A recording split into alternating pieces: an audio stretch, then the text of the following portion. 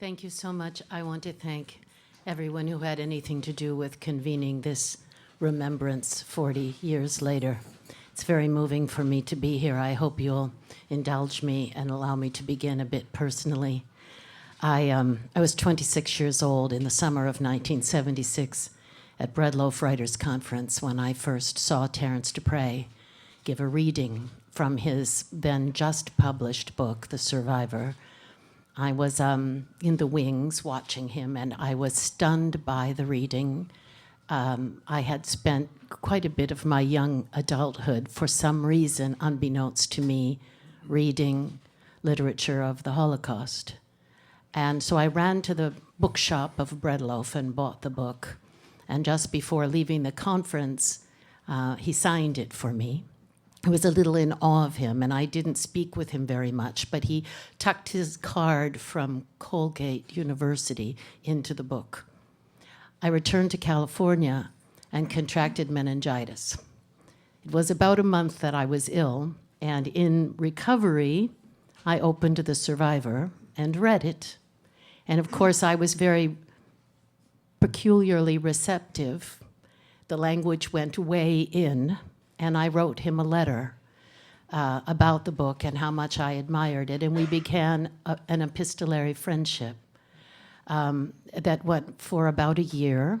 And I was about to leave for Europe, my very first time, age 27, to translate the poet Claribel Alegría by working at her side in exile in Spain.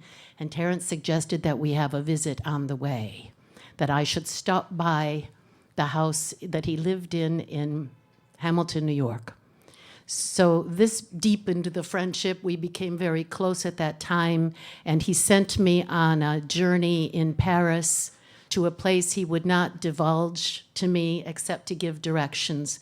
It turned out to be the Memorial for the Deportees, which is behind Notre Dame Cathedral. And when I stood in those rooms hallowed from the Seine and read the poetry from the poets who had endured the camps on the walls, I knew that Terrence was a very deep thinker and also understood poetry and the soul of poets. I visited him again on the way back from Spain, and we were friends then, back and forth, still with writing letters a great deal. We wrote to each other all the summer in Spain, and what happened was that subsequent to doing this translation, I was invited to El Salvador. I had a Guggenheim grant. And my idea was to meet other poets, do more translation, improve my Spanish. But it was the time of the death squads in Salvador, leading to the 12-year civil war. I spent a lot of time there working with human rights groups, and I wrote to Terrence. I sent him all of my documentation. He was the only person who knew what I was doing in the United States, pretty much. My parents didn't even know where I was. I was afraid to tell them. But Terrence sort of kept me afloat and kept me alive and kept me going, and this was really critical for me. At one time in 1989, I visited him, and he was at his wit's end because he didn't know what to do after writing The Survivor. He said, what possibly could I take on that would have the deep spiritual significance for me that The Survivor had? He had thought about doing several different biographies and rejected them. And I, at the time, had a trunk full of poets in boxes, poets from all over the world that I had been collecting in translation. The Najim Hikmet, Bertolt Brecht, Pablo Neruda, Federico Garcia Lorca, Antonio Machado, and Osip Mandelstam, Akhmatova, and Tsvetaeva from Russia. So I brought all these books up, and I said, let's read poems to each other. And he loved these poets. And he said, give me more, give me more. What else do you have? Why don't we have poets like this? And I said, well, I'm sure we do. But he said, no, there's something here, there's something here. And then I realized, of course, that he had written about poets in The Survivor, that he included Anna Akhmatova's preface to Requiem in The Survivor, and that he understood something tangential to the production of poetry having to do with the impress of extremity on the creative imagination. I would like to share something with you from his work and then to talk about what happened in the aftermath of this. Page 49, Survivor. Survivors do not bear witness to guilt, neither theirs nor ours, but to objective conditions of evil. In the literature of survival, we find an image of things so grim, so heartbreaking, so starkly unbearable, that inevitably the survivor's scream begins to be our own. When this happens, the role of spectator is no longer enough. But the testimony of survivors is valuable for something else as well. By the very fact that they came to be written, these documents are evidence that the moral self can resurrect itself from the inhuman depths through which it must pass. These books are proof that human heroism is possible. In the years after I returned from El Salvador in March 1980, I returned at the behest of Archbishop Romero, who was then assassinated a week later. I began to take refuge in poetry again, in writing my own, and also in reading the works primarily now of others who had endured conditions of extremity, and principally the Shoah, but also the poets who had endured the camps in the Soviet Union and who had endured other forms of military occupation, warfare, house arrest, imprisonment, torture, forced exile, and so on. And I just began to collect them, to teach them, to Xerox them. So I would like to talk about what came of that, because I think in the early conversations with Terrence, something happened that grew in me into an idea of studying the impress of extremity on the poetic imagination and on the legibility of the mark that extremity leaves upon the poetic imagination. That we don't just pass through the fire of these experiences, our language also passes through it. The sensibility that forms that language passes through it. And I began to think about, in terms of something that I began to call the poetry of witness. It's an effort to understand this impressive extremity, what happens to the poets and the languages of the poets who have experienced warfare, internment in the camps, military occupation, house arrest, and so on. Many poets have endured these experiences during the 20th and early 21st centuries throughout the world. As these poets were wounded, so too was their language.